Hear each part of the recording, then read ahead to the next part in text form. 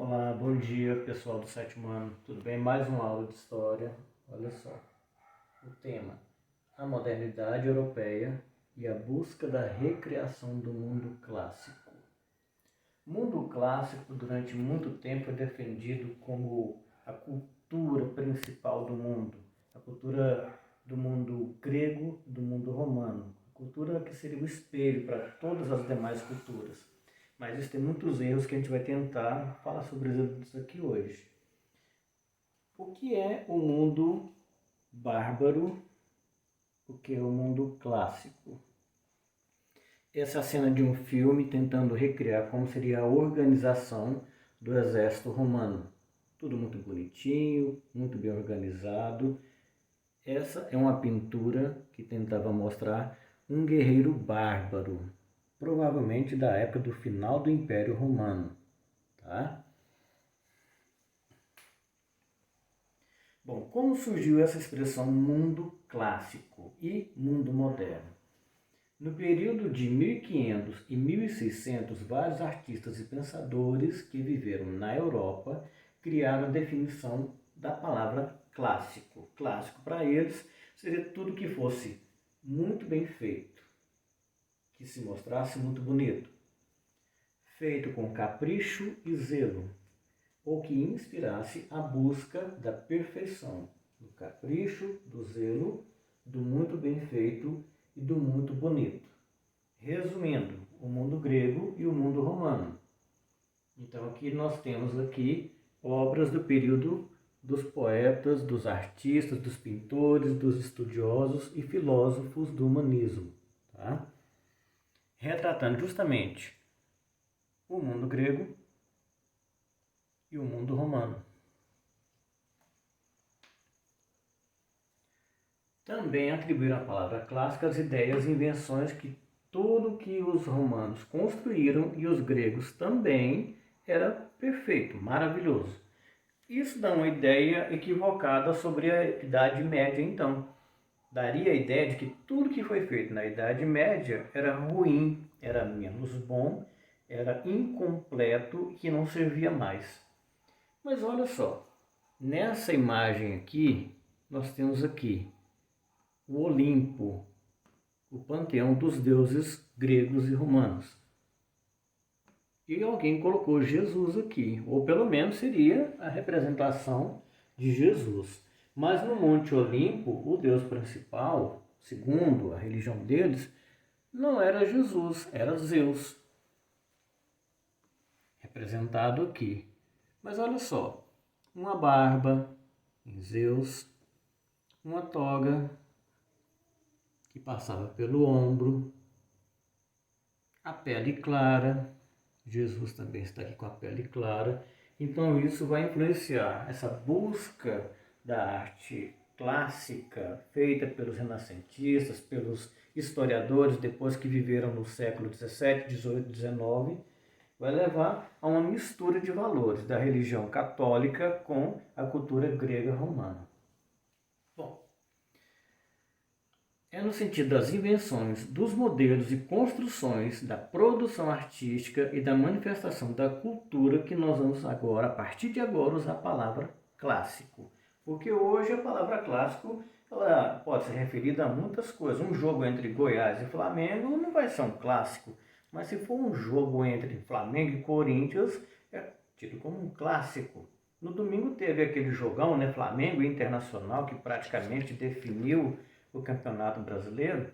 E aí muita gente falou que era um clássico do futebol brasileiro. Brasil e Argentina também é um clássico, mas em história, nós estamos aqui, ó. A palavra clássico, ela vai ser sempre referindo à cultura de gregos e romanos.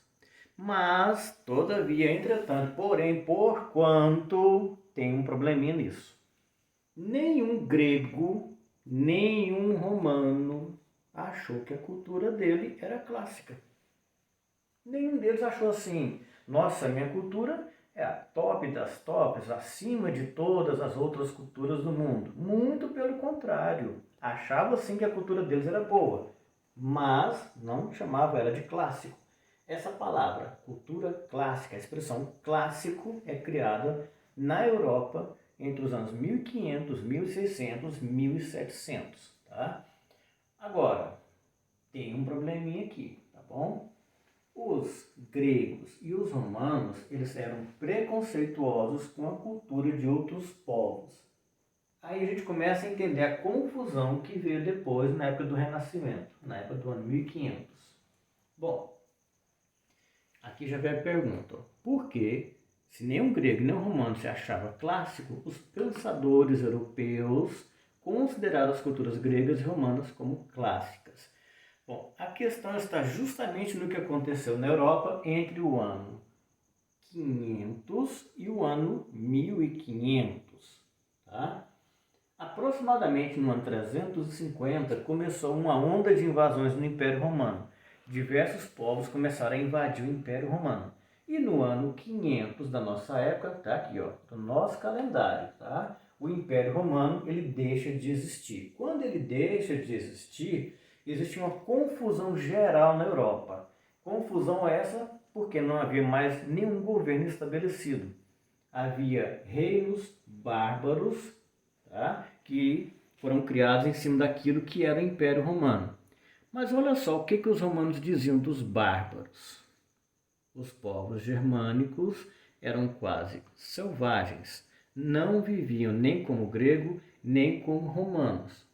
Ou seja, agiam e pensavam de forma diferente. Mesmo assim, nós temos que entender que gregos, romanos, germânicos acabaram se misturando com o tempo foi passando, os povos convivendo no mesmo território, começaram a fazer casamentos entre eles e a cultura deles foi se misturando. Olha, os povos romanos construíram assim uma nova sociedade junto com os germânicos, mas essa nova sociedade ela começou a apresentar algum costume bastante rústico, costumes rústicos. O que é isso? Costumes simplórios, de pouco refinamento.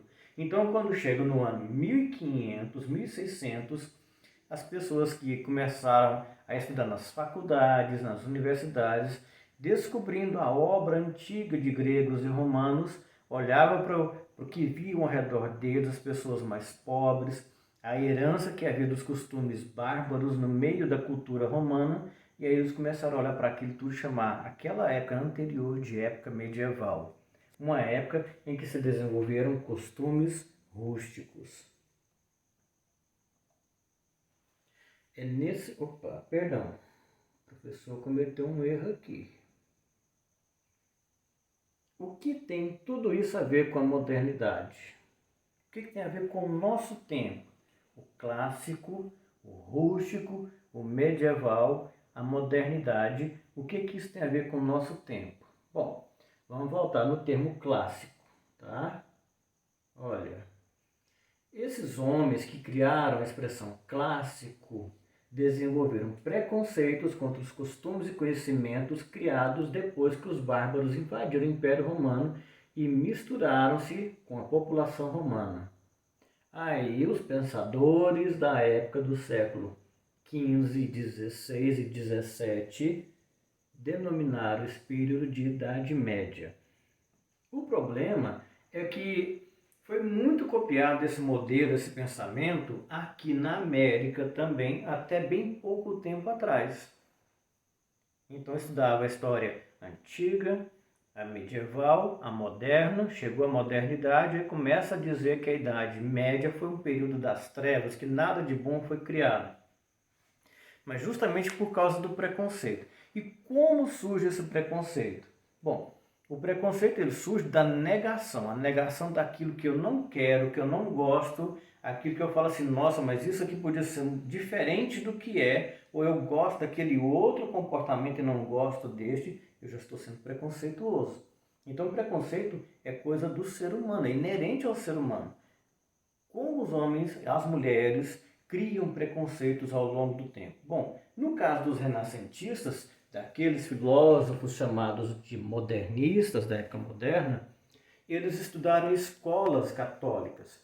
A escola católica, da Igreja Católica, ela ajudou a disseminar parte do preconceito.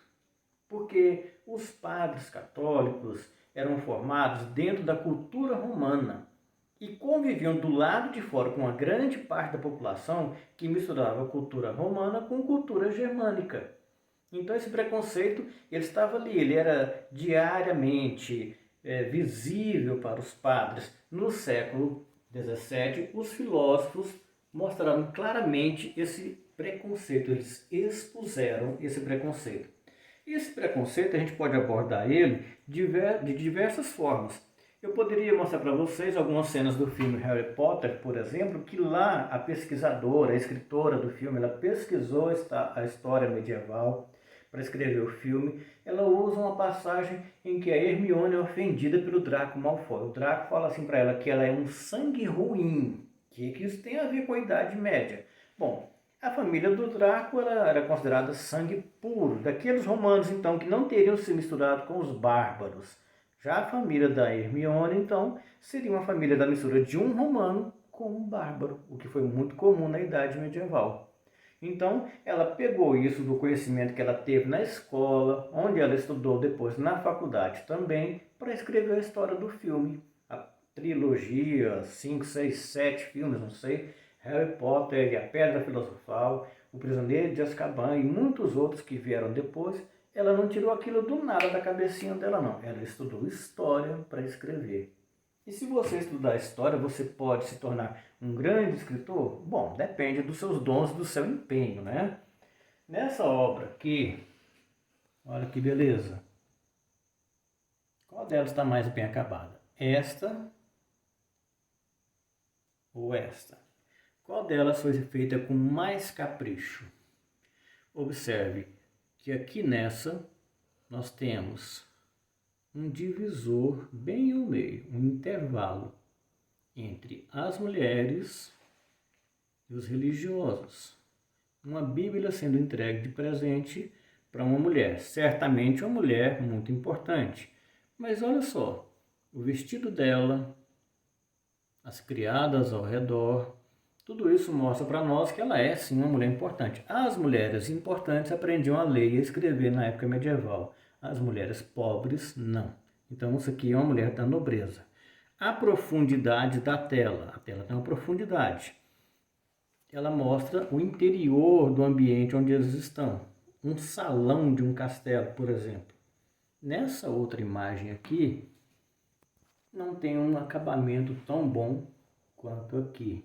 Isso diferenciava uma obra feita na época medieval de uma obra feita na época renascentista, por exemplo. A busca pela perfeição, o zelo, o capricho.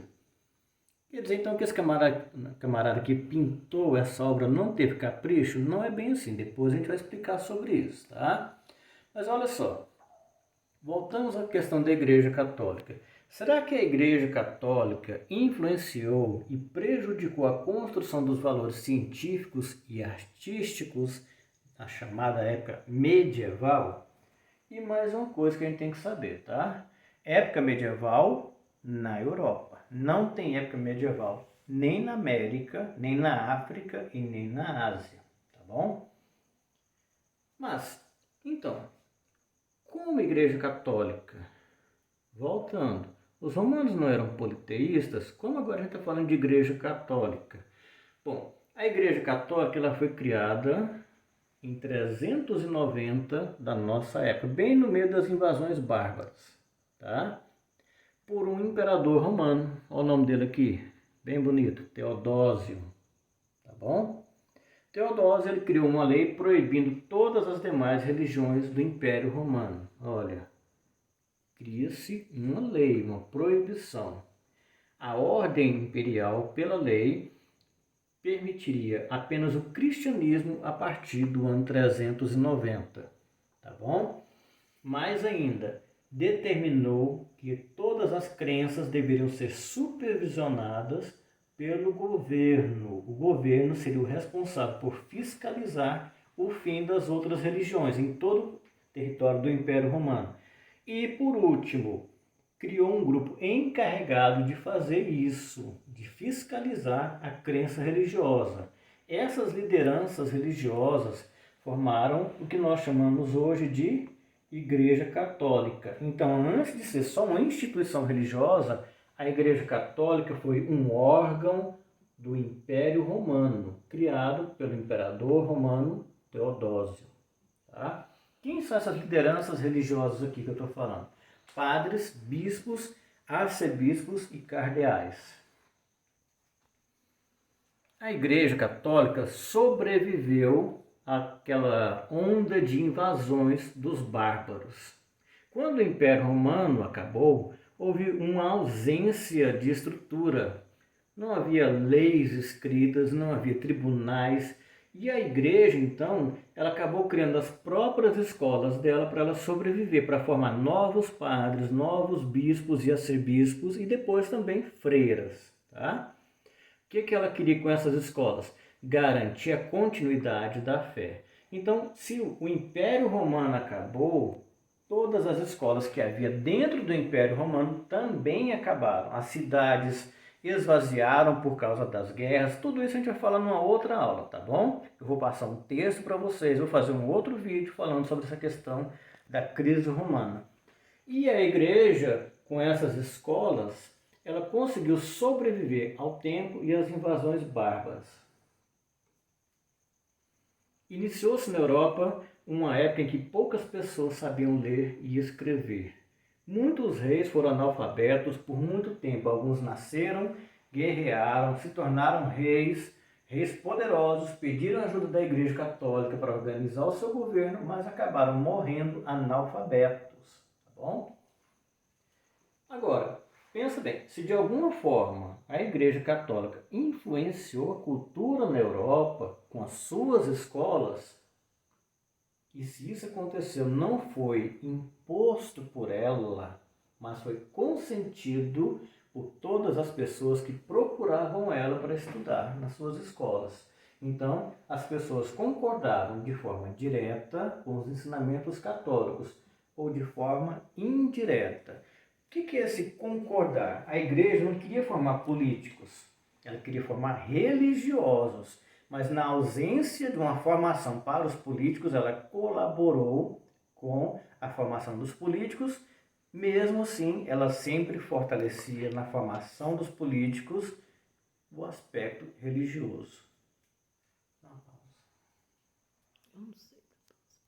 Então, esses governantes passaram a ter uma formação católica geral. Além de aprender a ler e escrever, aprender matemática, aprendia também a religião católica.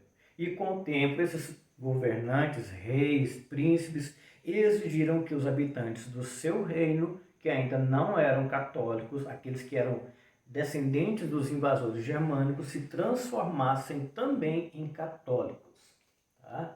Bom, então esse período que foi chamado de maneira preconceituosa de Idade Média, teve como consequências das invasões, além do fim das escolas do governo romano, a diminuição do tamanho das cidades.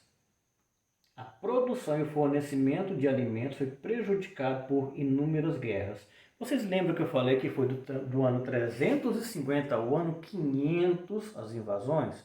Isso das invasões germânicas, mas do ano 500 ao ano 1000 houveram 5 séculos de outras invasões. Aí houve invasões de magiares, houve invasões também de eslavos, que a gente chama de vikings, tudo isso nessa região da Europa, que era o antigo Império Romano. Então, anos seguidos de guerra atrapalhava a produção de alimento, certo? Aquele alimento que podia ser carregado no momento da invasão era colocado dentro das muralhas do castelo. O que não podia ser carregado era tomado pelo exército invasor. Então, sem alimentos, as cidades diminuíram de tamanho porque não havia alimento para sustentar a população. Com medo da fome e da guerra, a população acabava se mudando para o campo e se colocando para trabalhar para um grande fazendeiro, que a gente vai chamar aqui de nobre, um senhor feudal.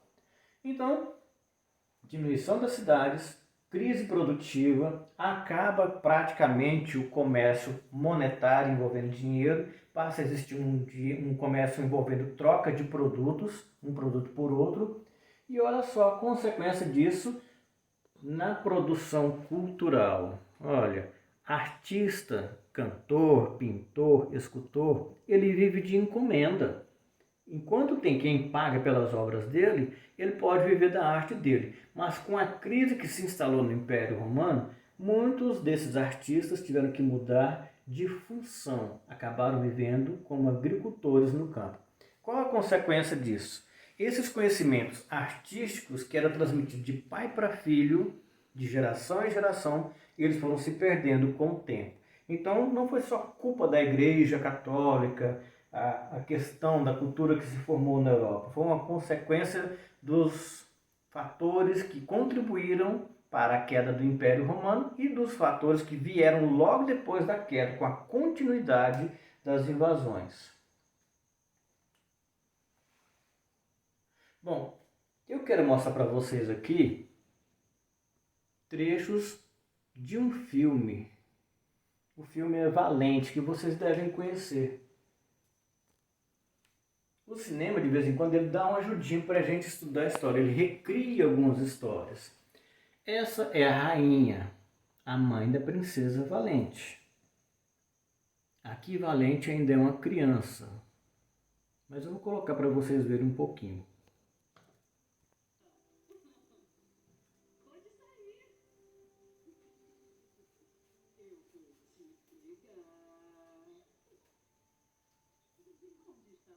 Sua danadinha, eu vou te pegar!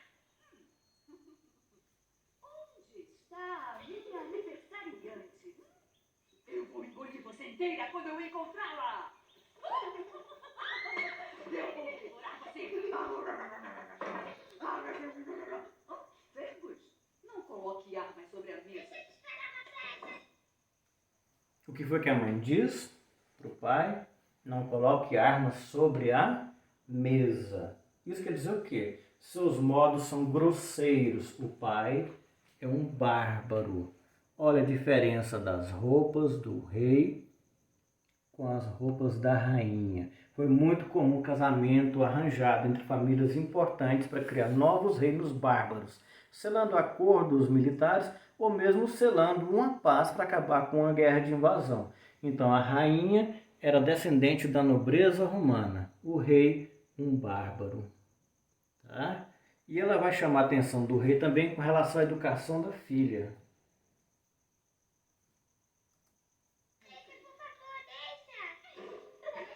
Não com esse.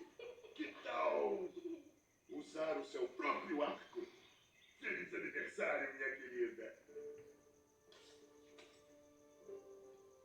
Isso, muito bem, filha. Puxa a corda até ela chegar perto. Olha a expressão da mãe, preocupado com a educação que o pai estava dando para a filha. Na cultura romana, o lugar da mulher era dentro de casa. Na cultura dos bárbaros, era normal que as mulheres tivessem acesso a armas. Vá lá e pegue. Uau, o Fergus.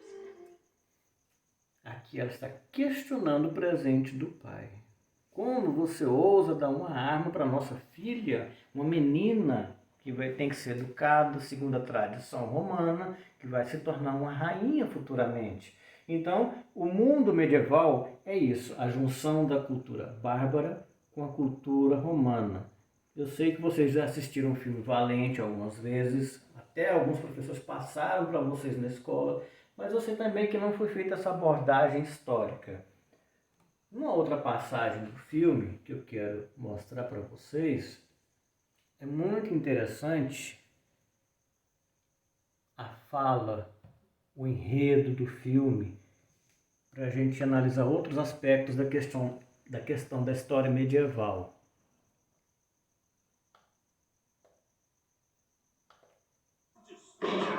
Quem está vindo? Quem está vindo?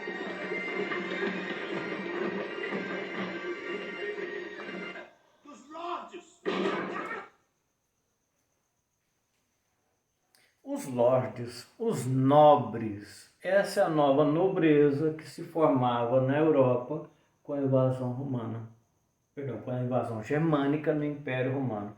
E é essa nobreza aqui que incomodava os renascentistas, que eles negavam, que eles diziam que tinham costumes grosseiros. Eu vou avançar um pouquinho o filme para mostrar para vocês o choque cultural.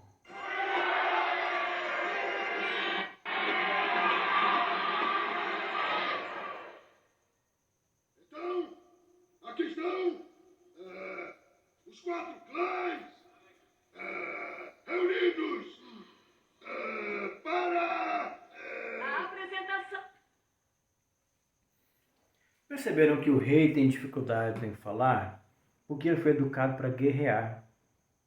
A rainha, educada na cultura romana, ela foi educada para falar em público, porque era um dom, considerado um dom, mas que podia ser adquirido entre os romanos, o dom de falar em público.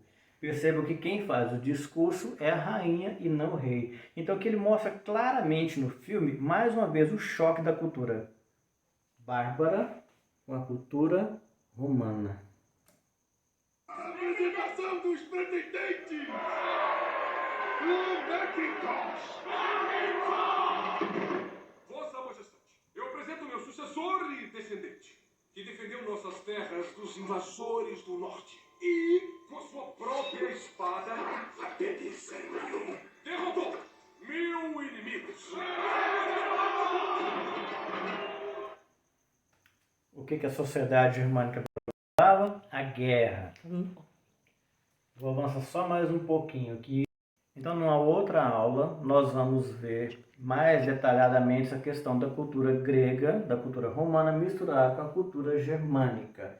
Então, só para lembrar, a busca da modernidade era a negação do que se formou na Europa na época medieval. Uma cultura da mistura entre germânicos e romanos. Tá? Que os renascentistas queriam negar isso, queriam retornar somente aos valores culturais romanos. Depois eu vou postar para vocês os 2 links, os 2 vídeos aqui de Valente, e tem ele disponível no YouTube. Você pode assistir boa parte do filme lá e depois a gente pode até discutir sobre eles, beleza? Abraço para vocês, até a outra aula.